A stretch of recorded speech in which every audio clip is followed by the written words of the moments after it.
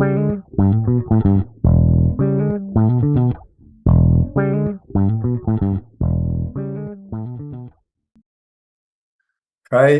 here is Evgeny Stasenko.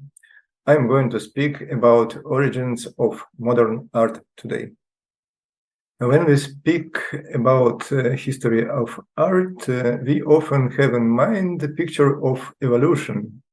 Very primitive societies with primitive art, but they developed step by step to higher levels of culture, producing better art, and now we are at the highest point, having the best art.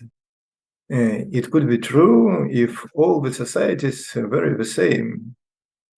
If we lived in the single monolithic world, in reality, we see rather multiple worlds with different cultures reflecting different worldviews. These worldviews change from epoch to epoch, from culture to culture, and these worldviews define forms of art and its purpose. The purpose of art changes too from epoch to epoch. For example, in art of Middle Ages, the dominance of church resulted in religious art. Its purpose was translating theology into artistic terms. We don't have to dive deep into history if we want to understand modern art. So let's try to find out when pure creativity and self-expression became a goal of fine arts. As it was told, the modern concept of art exists not more than 200 years.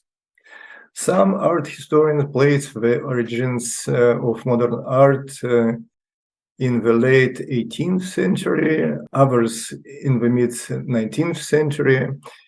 Anyway, at this period happened a big shift. In the Gothic times, artists were just craftsmen serving the church and monarchs. In the 19th century appeared the idea of art for art's sake.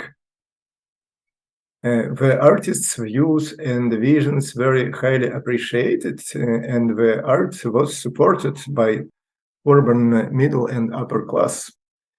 And these changes happened because of some conditions. First, the social events such as revolutions and the rise of democracies in America and France and the Industrial Revolution affected Western culture very much. A worldview of this period was formed by ideas of enlightenment, secularism, liberty, equality, and individual rights. I would consider creative liberty among the individual rights too. Second condition is the invention of photography. It affected visual arts very much. The artistic movement in Europe before the 19th century very focused on realism.